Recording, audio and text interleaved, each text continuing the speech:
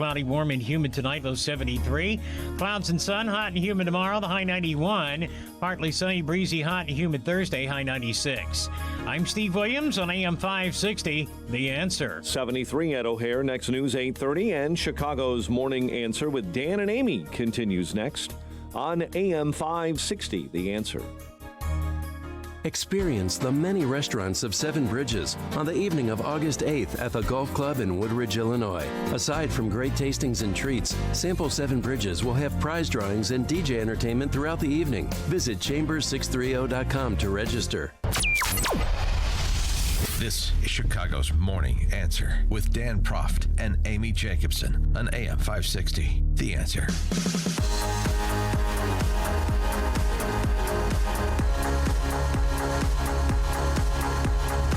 Top of the morning, Dan and Amy, picking up on our discussion from last hour about the competing visions for immigration policy in this country. I'll give you an example of what I'm talking about when I suggest the fork-tongued responses you're getting from the leading lights of the Democrat Socialist Party. And I'm not talking about the Socialist Spice Girls. I'm talking about actual candidates for president. Ostensible top-tier candidates for president, at least their nominee. Kamala Harris, Reparation H.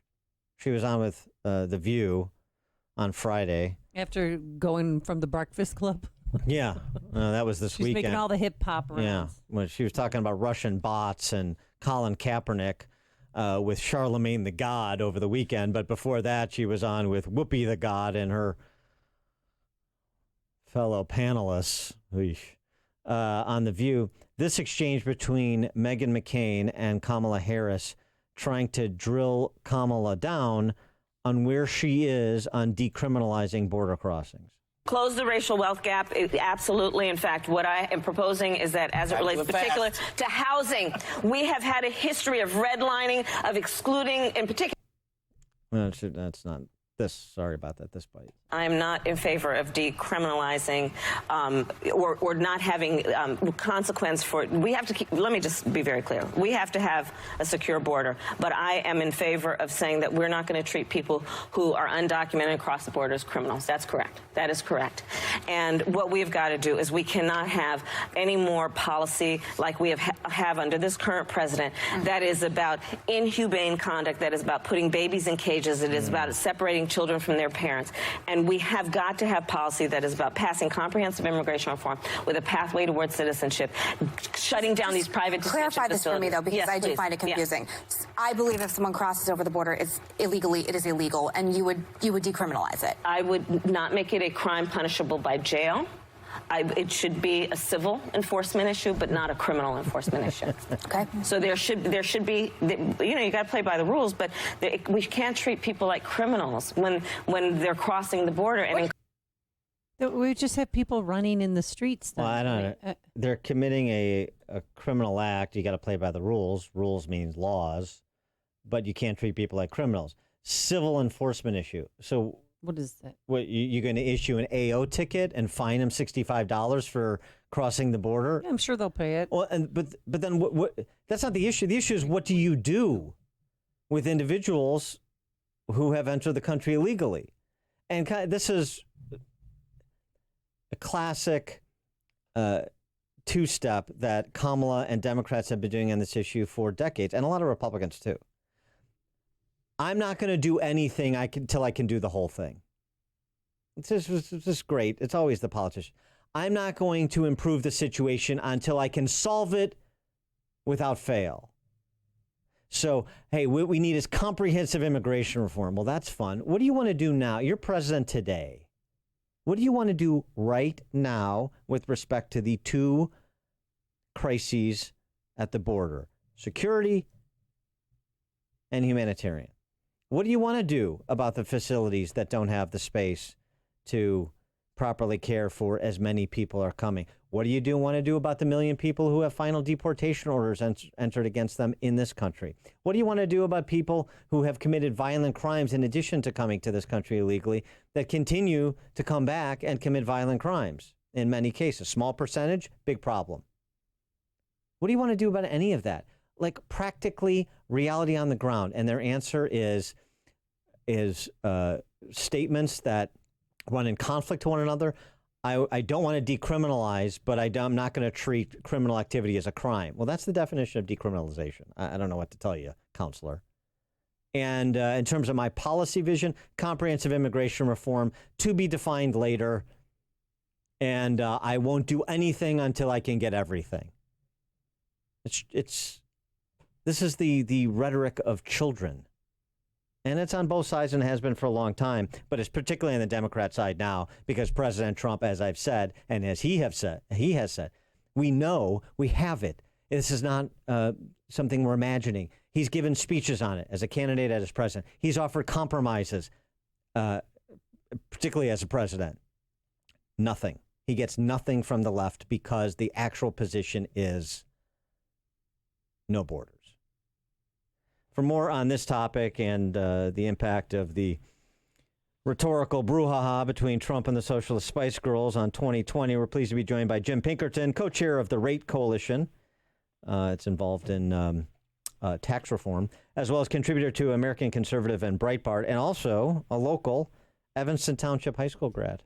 Oh. He's a wild kid. Jim Pinkerton, thanks so much for joining us. Appreciate it. Thank you. Nice to be here. So what about the fallout over the last 2 days, do you think, and the sort of raising of the profile of those 4 female members of Congress and Trump essentially juxtapositioning himself as it's me versus them? Well, I thought the fight between former Mayor Emanuel and the Chicago school teachers was bitter. This is taking it to a whole new level of national ferocity. The president said he should go home and then come back. And he should have known that the media would say, the quote would be, that Trump says go home and leave out the come back part. And, that's just a lesson in politics and media and headline writing. And now we're in this epic fight, and the Washington Post has about 30 articles this morning.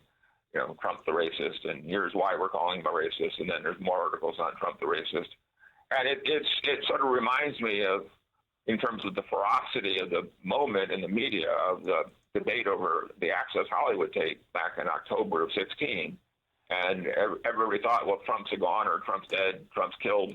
He'll lose in a landslide. And then, of course, a month later, he won. So it's like a lot of things when what is flying, you don't know who's going to get the last spatter, as it were. Well, do you personally think what he said was racist? Go back to where you came from?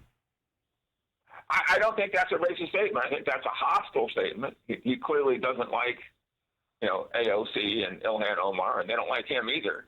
And so there's hostility there.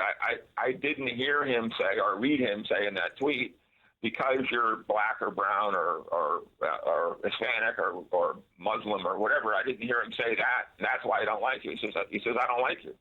I don't consider it to be racist. I think it's probably something he wish he hadn't said quite that way.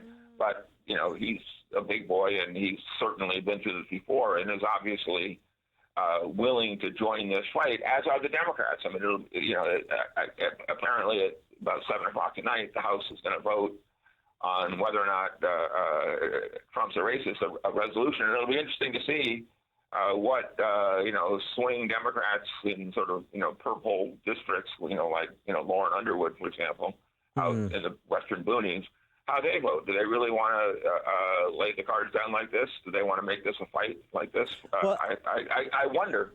Well, it's also a bit complicated for the Democrat candidates for president, isn't it? Because on the one hand, they want to pile on with the Trump is racist stuff, and they're going to try and out morally indignant each other.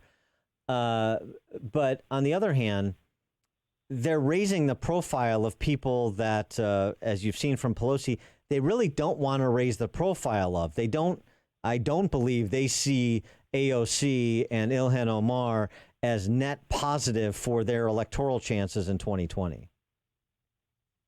I agree, and I actually wrote a piece for Breitbart in February recalling another presidential election where the incumbent president had a challenger. His direct presidential challenger was sort of a plausible moderate, and so he said, well, gee, I'd rather run against obnoxious people in Congress than against this challenger. And that, of course, was Harry Truman versus Tom Dewey in 1948. Yeah. Truman said Dewey is, a plausible governor of New York. He's a reasonable prospect to be president. However, Harry Truman, have the luxury of also pointing out that a hypothetical President Truman would be joined by all these people in the Congress, Robert Taft and all these others, going back 70 plus years. And so Truman ran in 1948 not against candidate Dewey, but against the what he called the do-nothing AD of Congress. And so there's plenty of precedent for this, where presidents say, would lead the country if they could to believe that their real opponent is, as you said, AOC or Omar. But according to the Tribune, Dewey won that race. I don't know if they've issued a correction yet. So yes. Yeah, but the Daily News got it right. Yeah, there you go. So what is that the comparison you're making to the prospect of a Trump-Biden matchup, where he doesn't come across as a wild-eyed leftist, even though he sort of is becoming more and more one with each passing day, and so it's much easier to run against AOC and her allies than it is, say, a Joe Biden straight up. Well, I'm not involved in the campaign, so I would. I think, I look at the polls and show that Biden is ahead, 7 or 8, 9, 10 points. So I'd much rather, whereas you look at the polls, even in New York State, even in blue New York State, AOC is deeply underwater. I mean, she's popular in New York City, but she's not at all liked in the suburbs and upstate in the rural areas. And so, if AOC can't win in New York, then she sure as heck can't win in the country. And so to the extent that Trump can say, in effect, and it's a plausible argument. You guys were talking earlier about immigration and so on, and Biden or whoever the Democrats run in 20 will have some carefully crafted statement about, we decriminalize, but we don't decriminalize, and they'll double talk their way through that to try and get around that. However, out there in the hinterlands, in the Congress, again, and it's not just AOC and Omar, but it's, the entire Democratic conference, all 230 of them. A lot of them will be saying, well, yeah, we believe in open borders. We believe in family reunification. We believe in this. We believe in that. And who couldn't say that in a hypothetical 46 president's administration, that those kind of people wouldn't be helping shape immigration policy and ICE policy and so on. I think it's a reasonable argument. As any presidential administration proves, it's not just the president; it's the appointees, it's the cabinet, it's all of them, and together they make policy. And so, if a Democratic administration come 2021 is full of people who believe in open borders, well, we'll have open borders. Ugh, I don't want to live in that America. What about Nancy Pelosi, though? Shouldn't she have done a better job trying to control this squad that they're now called? Well, I mean, she's trying hard, in the kind of, enforcer kind of way. But she's up against a rising tide of, woke Democrats who make her, again, she's got a, 100% rating from every liberal rating organization in history. So it's not like she's anything like a moderate, but yet even so, just these new Bernie Sanders, AOC types, are making her look sort of moderate and centrist, which again is not accurate, but nonetheless that's the appearance.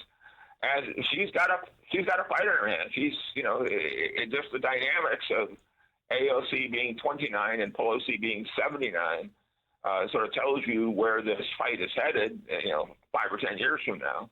And so, if you're a partisan Democrat, you wish Pelosi luck. And if you're a partisan Republican, you say, gee, let them fight it out. With respect to Joe Biden, you've written a couple of pieces on him. It seems like he's more or less trying to apologize his way to the nomination. I don't know how effective that's going to be. It's not particularly inspired, that's for sure.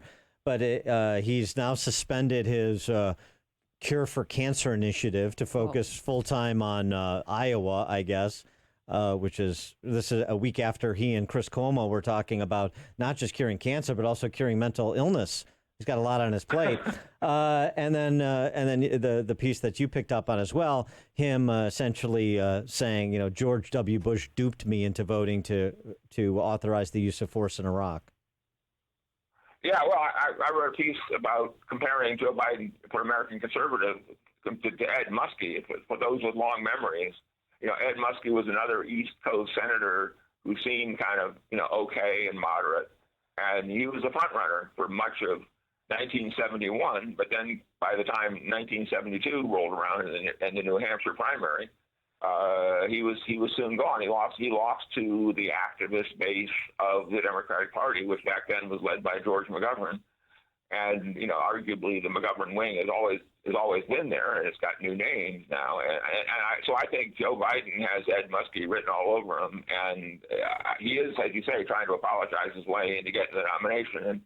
And you can't, never say never. But I think that Democratic activists so clearly want somebody like Harris or Buttigieg or somebody that I really doubt they're going to turn to a guy who's almost 80.